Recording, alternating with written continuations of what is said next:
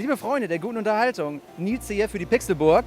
Wir befinden uns heute in Hamburg vor dem Boston Hotel, denn dort drin wird heute ein Uncharted 4 Preview-Event abgehalten und wir wurden eingeladen, uns das Spiel anzuschauen und auch noch mit dem Lead Game Designer Cambier zu sprechen. Also, wir gehen rein.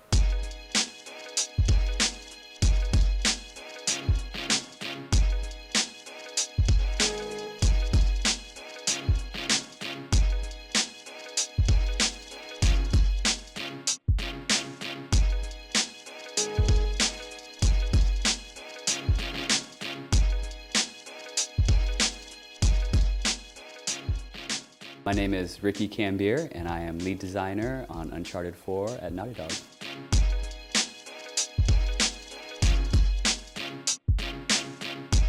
Well, I was fortunate that what's interesting for me personally is, I started as a fan. I came on to Naughty Dog for Uncharted 3.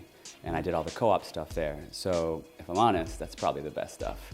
But I got to play 1 and 2 just as a fan. So that's really meeting the characters. So I think I would have to. I'm kind of between those. I think So I'd probably have to say Uncharted 2 is my favorite. And now. But I really love the introduction of the characters in Uncharted 1, to meet them, the setup of what they're going to be. And then, but some of the set pieces in 3 are just like that moment when you come out of the airplane and you're just falling. So to me, it's more of like these highlights of moments kind of throughout the entire series that are a culmination of kind of who Nathan Drake is. Yeah. So that when we set off to do Uncharted 4, we're like, okay, this is the history that we're looking at.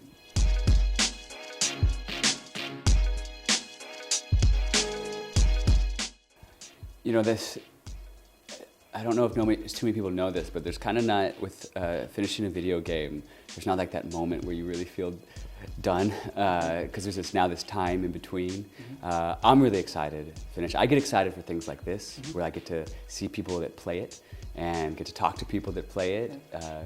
We do a lot of play tests in the office, and that's always a highlight.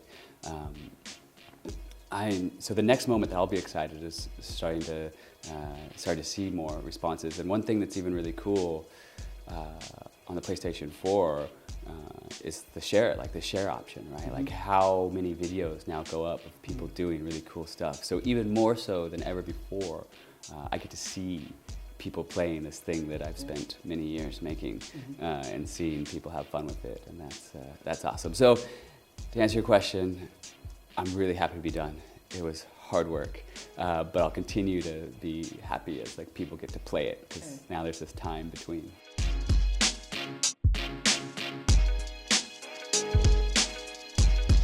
Sort of feel like a game has never gotten easier. I don't know if we just keep getting more ambitious, or keep kind of trying to raise the stakes, or each one has kind of unique challenges. So this was a new role for me as a lead designer on Uncharted 4. It was new hardware. So even though we have this, it was a franchise that we knew and loved and spent a lot of time with, we were never just gonna say okay, well the mechanics are good enough. We looked at every animation. We redid every climb animation. We even how the animations were going in and out of cover. All the things. There wasn't anything that we were can we make this better? So this development was pretty challenging, and I expect that whatever we do next will be pretty challenging as well.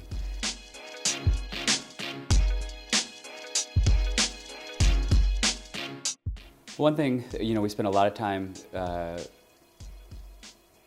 trying to figure out new spaces. How do we evolve the combat spaces? How do we evolve the traversal spaces? How do we get you to feel you have just more choices within that? That was something we really wanted to push. That sense of, I know I'm going to climb up over to there, but I want to feel like I can see a bunch of different paths, and I'm curious what's over through that hole, and these really natural environments. And then in a combat space, we've explored stuff in 1, 2, and 3, all these different styles of combat space, and how to play with more verticality, more natural shapes, that feeling that you could turn a corner and kind of be excited by what this jungle is going to offer you, to go under things, over things, around things. And once we create really cool things that feel good for us as a player to move around in, the AI have to be able to handle those spaces as well. So we have to spend a lot of time making sure they seem smart and capable. We want, one of my favorite things of Uncharted has always been that feeling of I do something really cool, and then the pressure's right back on me, and I've got to hunker down and kind of look around for a second, and then oh, there's a grappling hook, and I'm gonna swing and jump and go over there and climb around this thing, and I might have an advantage for a few seconds, and I get to do something cool, but pretty quick I'm going to give away my position, and now pressure's going to be on me, and I've got to now think about how do I regain an advantage using whether climbing or jumping, or do I throw a grenade, or do I look for a power weapon, all these different options that I can kind of move through to try to succeed.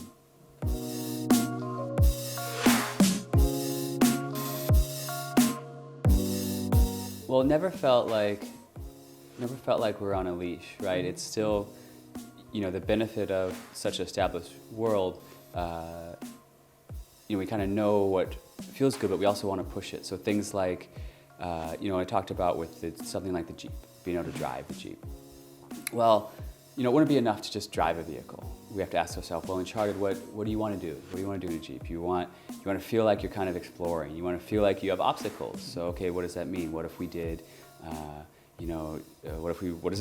what feels cool about going four-wheeling? These trying to find your path up this hill, and then gets us into well, what kind of mud technology can we develop? We spend a lot of time into the physics of the Jeep, how the wheels spin and move, and you have to find your path to get the traction on the rocks. And then we're also well, we want to do puzzle solving with the Jeep a little bit. We want to make you kind of think about how you get through these areas. So then we put a winch on the front of it, and now you have this new tool to kind of explore. So I think the world kind of creates the expectation of what you can do with things, but we can kind of put in what we wanted. And so same thing with the grappling hook. So you add this grappling hook, and it's well, obviously I want to use it in combat. Obviously I want to use it to traverse, and obviously I want to use it to solve puzzles. And so we really get to explore all the ways to do that. So we have that language in Uncharted, and now we can say, okay, well, what are the cool ways to this? We already know we can run on the walls. So what happens when I jump and throw it, and then run on the walls and jump again and throw it? You're oh, okay, this is cool.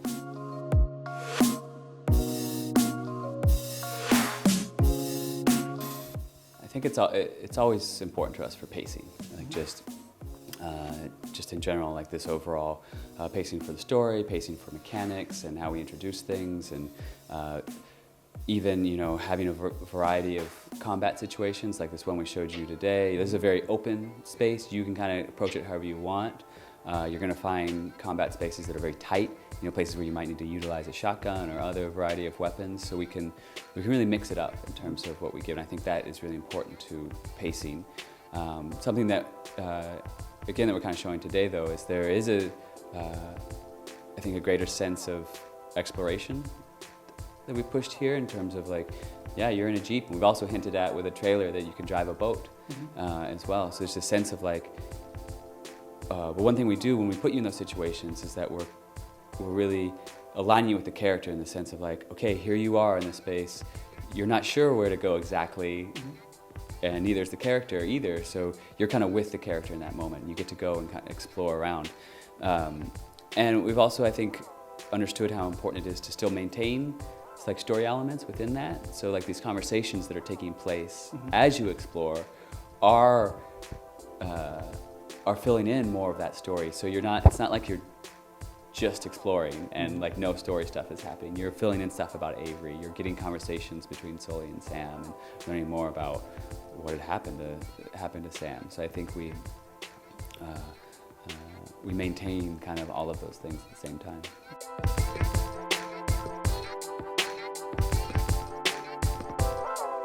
Yeah, it's our most ambitious project in terms of scale, so you can expect it to be longer than all of the previous ones.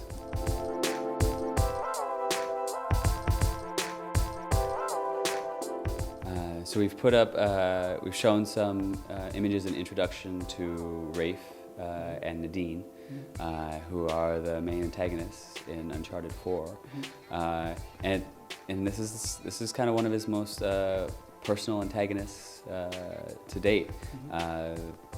He has history with Rafe, and Rafe is very well funded and has hired Nadine and has Shoreline, so they're able to pack a punch and now Rafe is very, very capable, and so he's going to be, challenging Nathan Drake in terms of who gets where when, and so I think this is one thing that is kind of interesting to us here, is just how personal it is going to be.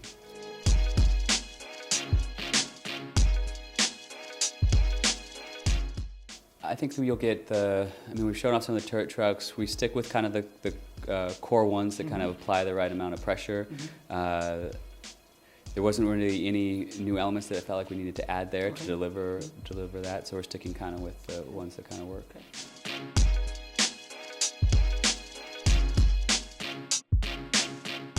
It's always been interesting to me that despite Nathan Drake being this like big kind of this legend, that he still cares so much about the people around me, and this stuff is really also not easy for him. He gets banged up.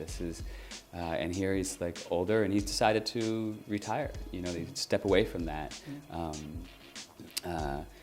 and we'll get a little look at his personal life, and we also know that his past has been kind of mysterious, and here we've shown that a brother that he thought he had lost comes back, and something that they've been looking for since children has been Avery's treasure.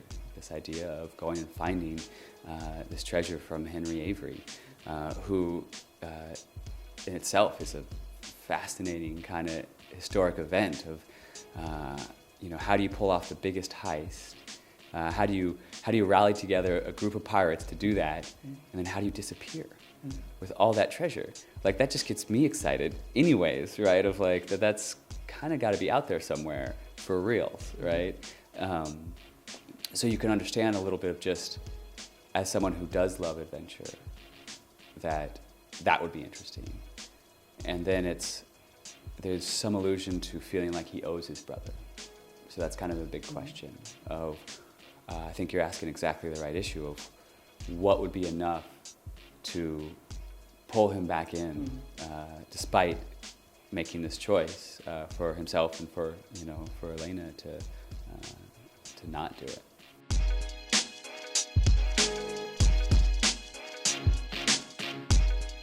We have announced the DLC for the multiplayer, and we've also announced the first single-player DLC.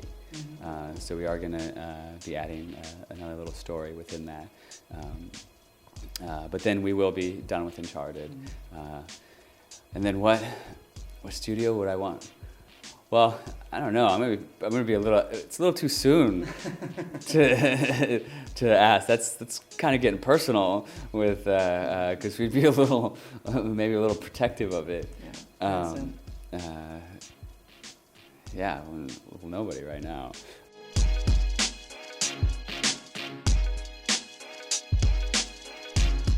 I can't give that away. Oh, okay.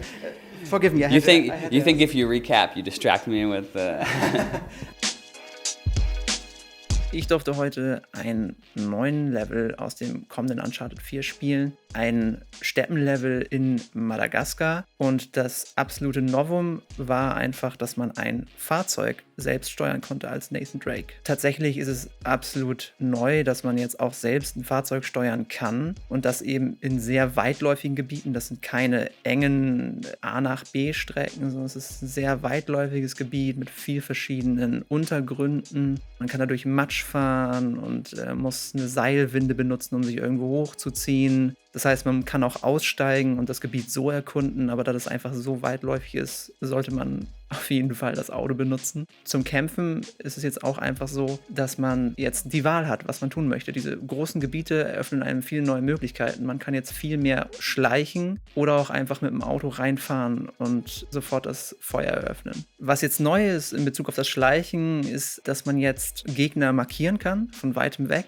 Die Mechanik kennt man eigentlich auch aus anderen Spielen, vielleicht Far Cry. Und dass es einen viel fließenderen Übergang zwischen Feuergefechten und Stealth gibt. Also sobald man in höheres Gras hineingerät mit Nathan, duckt er sich automatisch. Und wenn er dann wieder rausgeht, steht er wieder ganz normal auf und läuft ganz normal. Die Gegner haben jetzt auch verschiedene Modi sozusagen. Also wenn sie einen noch nicht gesehen haben, haben sie nur einen Kegel über dem Kopf, der durchsichtig ist. Wenn sie einen auf einmal bemerken, werden sie dann gelb, dieser Kegel über dem Kopf. Und wenn sie dann sozusagen einen als Feind erkannt haben, dann sind sie rot markiert. Ich habe ziemlich Bock drauf, auch wenn ich sagen muss, dass als ich zuerst angefangen habe zu spielen, hat sich das sofort wie jedes andere Uncharted auch angefühlt. Also in dem Sinne haben sie gute Arbeit geleistet, man fühlt sich wieder ganz zu Hause. Sehr interessant war das Autofahren, das ist ja eben was Neues und das fühlt sich auch passend an für ein Uncharted. Es ist recht arcadig geraten, nicht zu simulationslastig, also man kann nicht viel falsch machen beim Autofahren. Das Kämpfen fühlt sich einfach genauso gut an oder jetzt auch einfach sogar noch besser durch diese gute Einbindung vom Schleichen und auch natürlich der Enterhaken, mit dem man sich ganz locker flockig von einem Punkt zum nächsten schwingen kann und auch von da aus Gegner angreifen kann, fühlt sich das alles sehr, sehr dynamisch an. Dynamischer als in den anderen Teilen zuvor. Und sowieso die Präsentation ist klasse von dem Spiel. Also ich lehne mich so weit aus dem Fenster und sage, das wird das beste Uncharted bisher. Und ich habe ziemlich Bock drauf. Tschüss.